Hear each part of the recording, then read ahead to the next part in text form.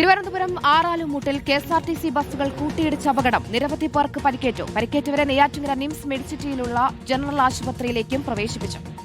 Ashwin Diego വിവരങ്ങൾ നൽകും. അശ്വിൻ, ഇത് എപ്പോഴായിരുന്നു ഈ അപകടം? പരിക്കേറ്റവരുടെ നില എങ്ങനെയുണ്ട്?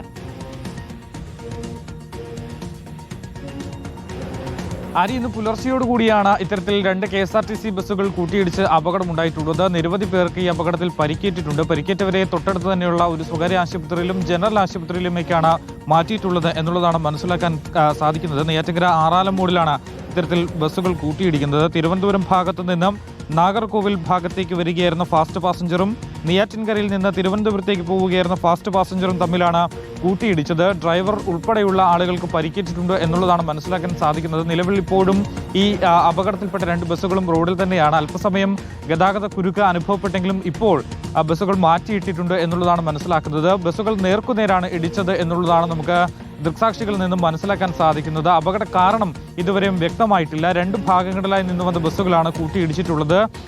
പുലർച്ചെ ആയതുകൊണ്ട് തന്നെ യാത്രക്കാർ അധികം ഉണ്ടായിരുന്നില്ല. പക്ഷേ ഉണ്ടായിരുന്ന യാത്രക്കാർക്ക് സാരമായ പരിക്കുകളാണ് ഏറ്റിട്ടുള്ളത് എന്നുള്ളതാണ് അറിയാൻ കഴിയുന്നത്. ഈ പരിക്കേറ്റവരെ നിലവിൽ ഇപ്പോൾ എന്തായാലും 2 ആശുപത്രികളിലായി മാറ്റിയിട്ടുണ്ട്. അതിൽ ഗുരുതരമായി പരിക്കേറ്റവരെയാണ് നിലവിൽ ഇപ്പോൾ സ്വകാര്യ ആശുപത്രിയിലേക്ക് മാറ്റിയിട്ടുള്ളത്. ബാക്കിയുള്ളവർ നെയ്യാറ്റിൻകര ജനറൽ ആശുപത്രിയിൽ ചികിത്സ തേടിയിട്ടുണ്ട്.